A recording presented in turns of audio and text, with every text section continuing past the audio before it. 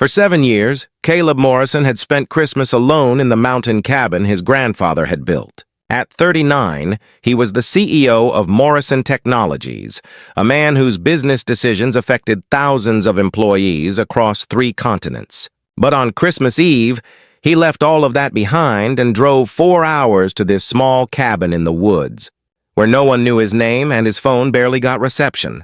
The cabin had been his grandfather's retreat, the place where the old man had taught Caleb about integrity and hard work, and the difference between success and fulfillment. After his grandfather died, Caleb had continued the tradition of spending Christmas here.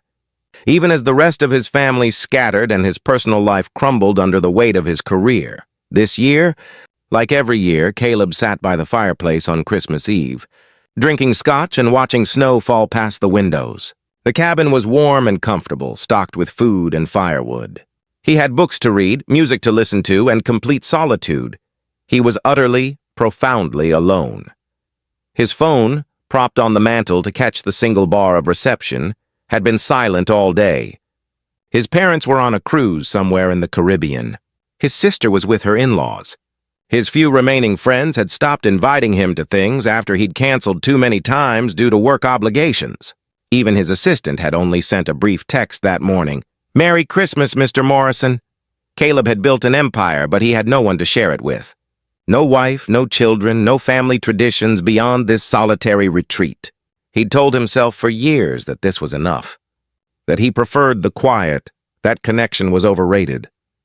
But tonight, watching snow accumulate outside while golden firelight danced on the walls, he felt the lie of it.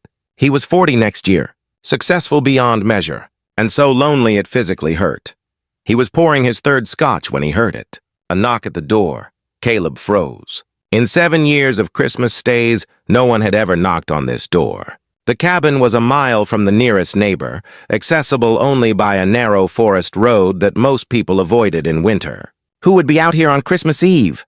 The knock came again, more insistent this time. Caleb opened the door and found himself looking at a woman and a little girl, both dusted with snow. The woman had blonde hair tucked under a white knit hat and wore a cream-colored coat over a beige sweater. She looked tired and worried. The little girl, maybe 6 or 7, wore a burgundy coat with a fur-trimmed hood and clutched a wrapped present to her chest. "Please," the woman said, her voice shaking from cold or fear or both. "We need help." Our car slid off the road about half a mile back. "We've been walking, looking for anyone who could help. I know it's Christmas Eve and I'm so sorry to bother you, but my phone's dead and my daughter's freezing and I didn't know what else to do." "Come in," Caleb said immediately, stepping aside. "Both of you, quickly!" The woman and girl hurried inside, bringing a gust of cold air and snow with them. Caleb closed the door and gestured toward the fireplace. "Stand by the fire. Warm up. I'll get blankets."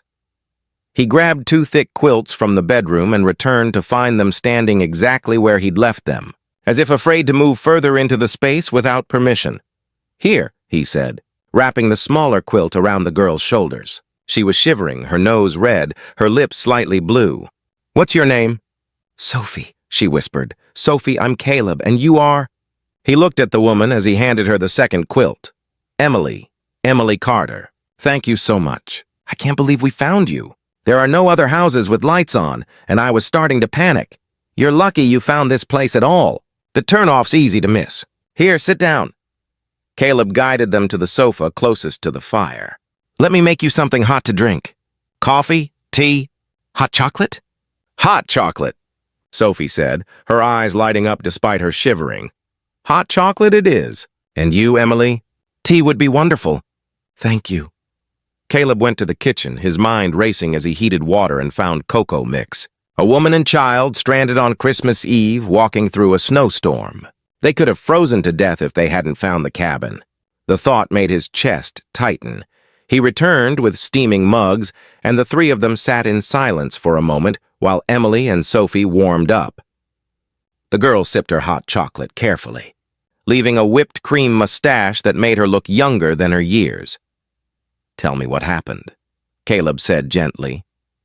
Emily explained that they'd been driving to her parents' house, a Christmas tradition, when the snow had gotten heavier than expected. She'd taken a turn too fast, trying to avoid what looked like a deer, and the car had slid into a ditch. No damage to them, but the car was stuck and her phone had died because she'd forgotten to charge it that morning. "We walked for what felt like forever," Emily said, pulling Sophie closer. "I was terrified we wouldn't find anyone." Most of these cabins look empty this time of year. Most of them are. I'm usually the only person up here for Christmas. "You spend Christmas alone?" Sophie asked, her eyes wide. "I do. It's peaceful, but it's Christmas. Aren't you sad being all by yourself?" Emily's face flushed. "Sophie, that's rude." "It's okay," Caleb said. "She's right, it is sad." "I've just gotten used to it." Sophie studied him with the brutal honesty only children possess. "You need family. Everyone needs family at Christmas. That's when you remember you're loved." The words hit Caleb harder than they should have. "Out of the mouths of babes," his grandmother would have said. "Well, tonight I have company," Caleb said, forcing a smile. "That's better than being alone." "Are you hungry? I was about to make dinner when you knocked." "We don't want to impose," Emily started. "You're not. I have plenty of food and nowhere to be. Please let me feed you. It's Christmas Eve. No one should be hungry and cold on Christmas Eve." He made spaghetti, simple but filling, and they ate together at the small wooden table his grandfather had built. Sophie talked non-stop, her earlier shyness evaporating as she warmed up. She told him about her school, her best friend Madison, her guinea pig named Butterscotch. "We were bringing presents to Grandma and Grandpa," Sophie explained. "That's why I have this one." She gestured to the wrapped package she'd carried inside and set carefully on the floor. "I made it myself in art class. It's a picture frame with shells from when we went to the beach. Do you think it got broken when we crashed?" "I don't think so," Emily said. "You held it very carefully." "Good, because Grandma's going to love it. She loves everything I make, even when it's kind of messy." "That's what grandmas do," Caleb said. "My grandmother was the same way. I once made her a clay ashtray in school, and she'd never smoked a day in her life. But she kept it on her dresser for 20 years. After dinner, Sophie grew drowsy, her head drooping against her mother's shoulder. Emily looked exhausted, too. Dark circles under her eyes suggesting this had been a long day even before the accident. "You both need rest," Caleb said. "Take the bedroom. I'll sleep out here on the sofa." "We can't take your bed," Emily protested. "You can and you will. It's late, you've had a traumatic evening, and Sophie's already half asleep. I insist." Emily looked like she might argue further, but Sophie's eyes were closing, and she finally nodded. "Thank you for everything. I don't know what we would have done if we hadn't found you." "You did find me. That's what matters." He helped them get settled, providing toothbrushes still in packages and extra blankets. As Emily tucked Sophie into the large bed, he heard the girl say sleepily, "Mommy, is he going to be lonely out there by himself?" "He has the fire to keep him company, sweetheart. But fire isn't the same as people. Can we stay with him so he's not alone?" "Sophie, we need to sleep. Just for a little while." "Please?" Emily appeared in the doorway, looking apologetic. "I'm sorry. She's worried about you being lonely. Would you mind if we sat by the fire for a bit? I promise we won't keep you up long." "I'd like that," Caleb admitted. They returned to the living room, Sophie wrapped in a quilt, settling between Caleb and Emily on the large sofa facing the fireplace. Caleb added another log to the fire, and they sat in comfortable silence watching the flames dance. "Can I ask you something?" Emily said quietly, clearly thinking Sophie was asleep. "Of course." "Why do you spend Christmas alone, if you don't mind me asking? You seem like someone who'd have family, friends, people wanting to spend time with you." Caleb considered how to answer. "I built a successful company. It took everything I had, 80-hour weeks, constant travel, missing birthdays and holidays, and every important moment in my friends' lives. By the time I looked up, everyone had moved on. My girlfriend had left, my friends had stopped calling, my family had learned not to expect me. I chose work over connection for so long that now I don't have connection to choose." "That's the saddest thing I've ever heard," Emily whispered. "It's my own fault. I made those choices. I just didn't realize at the time what they'd cost. Is that why you come here? To be alone with your regrets?" "Partly, but also because this cabin reminds me of my grandfather.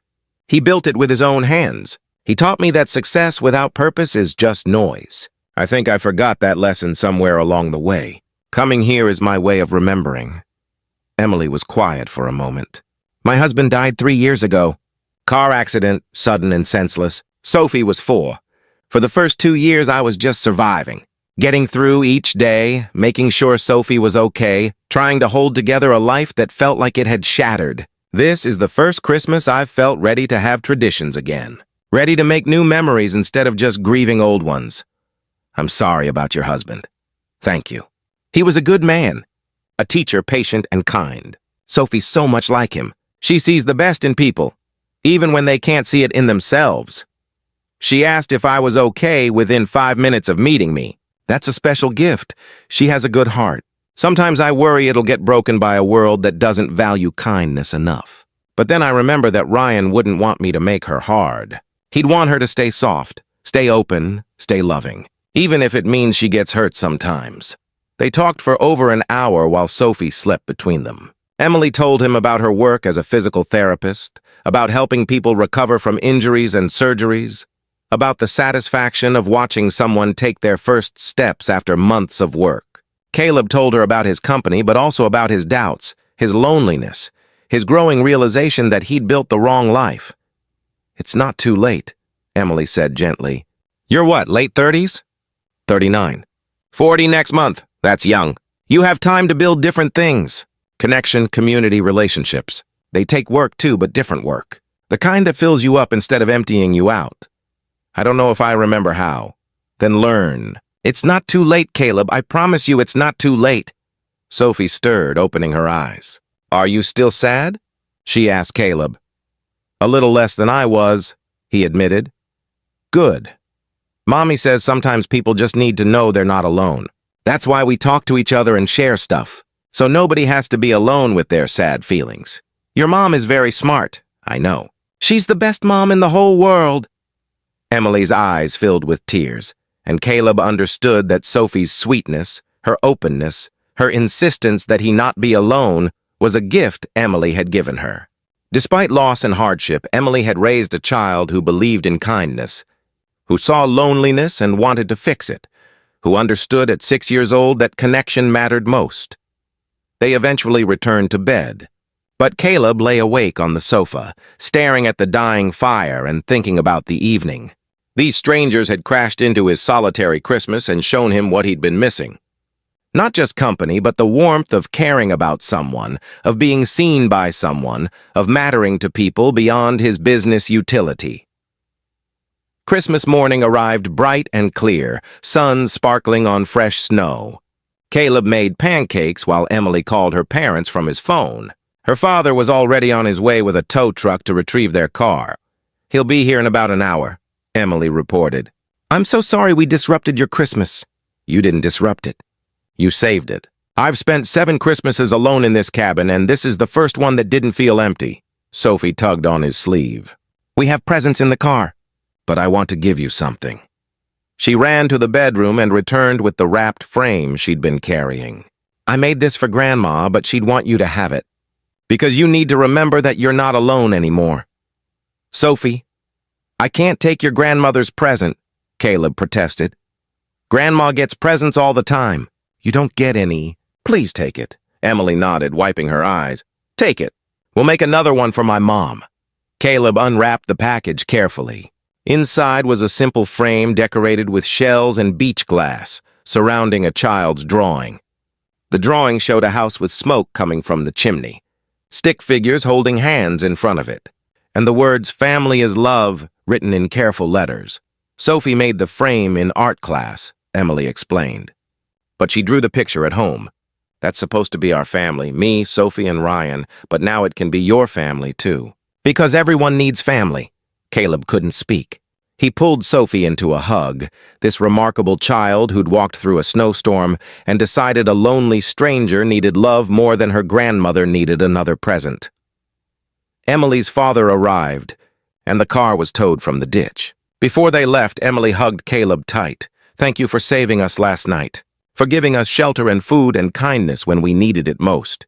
Thank you for saving me, for showing me what I've been missing. for reminding me it's not too late.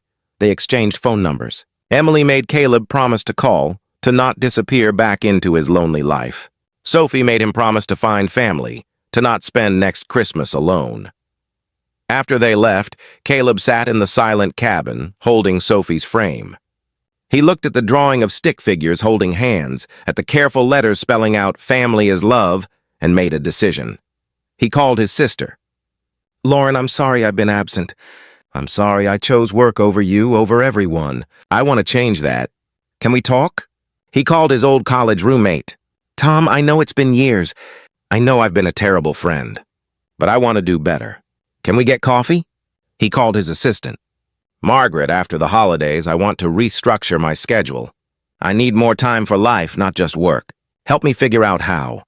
Over the next year, Caleb rebuilt his life around connection instead of achievement. He hired a president to handle daily operations. He started having dinner with his sister's family every Sunday. He reconnected with old friends. He volunteered at a youth center, teaching business skills to kids from underprivileged backgrounds, and he stayed in touch with Emily and Sophie. They became close friends, then something more. Emily taught him how to be present, how to value people over productivity. Sophie taught him how to play, how to laugh, how to see magic in ordinary moments. 2 years after that snowy Christmas Eve, Caleb proposed to Emily at the cabin. Sophie stood beside him, holding the ring box, barely able to contain her excitement. "I've spent too many Christmases alone," Caleb told Emily as snow fell outside the window. "I don't want to spend another one without you and Sophie. You knocked on my door when I'd given up on connection. You showed me it wasn't too late to build a different life. Will you marry me? Will you let me be part of your family?" Emily said yes through happy tears, and Sophie cheered. I told you that you needed family. And now you're going to be my dad." At their wedding the following year, Caleb hung Sophie's frame in a place of honor. The drawing of stick figures holding hands, the careful letters, "Family is love." In his speech, he told the story of the Christmas knock, about being alone and lonely, about strangers seeking shelter, about a little girl who'd decided he needed her grandmother's present more than her grandmother did. "I thought I was giving them shelter from a storm," Caleb said. "But Emily and Sophie were giving me shelter from loneliness. They walked through snow to knock on my door, and in doing so, they saved my life. Not from physical danger, but from the slow death of isolation. They reminded me that success means nothing without connection. That wealth is meaningless without love. That family isn't just blood, it's the people who see you're alone and refuse to let you stay that way." Years later, Caleb would still spend Christmas at the cabin, but never alone. Emily would be there, and Sophie, and eventually Sophie's siblings. The cabin would ring with laughter and arguments and love. And on the mantel, in the place of honor, would sit a child's frame decorated with shells, reminding them all that family is love, and love is what saves us. The Christmas knock changed everything. 2 strangers seeking shelter found home. One lonely man waiting to die inside found reason to live. And a little girl's gift became the foundation of a family built not on blood or obligation, but on the simple truth that no one should be alone, especially at Christmas. If this story reminded you that it's never too late to choose connection over isolation, please like, share, and subscribe. Comment about a time a stranger's kindness changed your perspective. We're all one knock away from saving or being saved. The question is whether we'll open the door.